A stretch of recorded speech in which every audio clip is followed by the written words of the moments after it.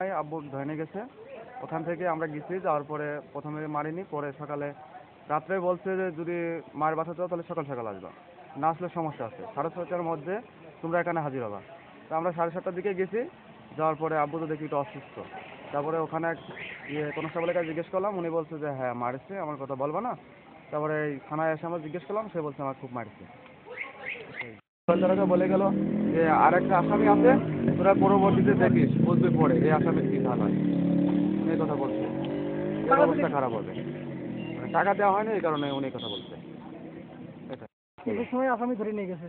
তারপরে আমরা তিনি মোবাইল করেছিলেন যে আপনাদের শীতের জামা কাপড় দিয়ে যান। শীতের জামা কাপড় দিয়ে আসতে গেছি, যাওয়ার পরে বলতে ভাই আপনি কী হয়, আমি বললাম আমার ভাই হয়।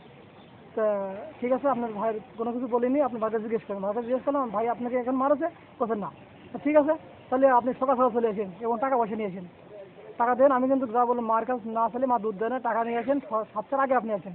আমরা 7টার দিকে পৌঁছাই গেছি। যাওয়ার পরে তারপরে কনস্টেবলকে জিজ্ঞেস করলাম, সে নতুন আসতো এই জায়গায়। তো বলতো ভাই আমার কথা আপনি বললেন না, দুটো ঘাই গেছে। তা আমি বললাম দুটো দিকে সাইডে দিয়ে আমরা ওইখানে থানায় গেলে আমি তো ভাইয়ের কাছে বললে বুঝতেই পারবো যে কটা মারছে। ভাইকে জিজ্ঞেস করলাম, ভাই করছে আমার হামইদে নিয়ে মারছে এবং সে নাচেছে।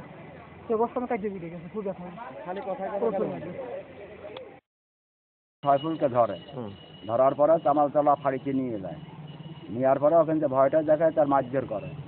এরা টাকা চাইছিল, টাকা দেয়নি, এই জন্য আর কি মারধর করে, বুঝতে পারছেন।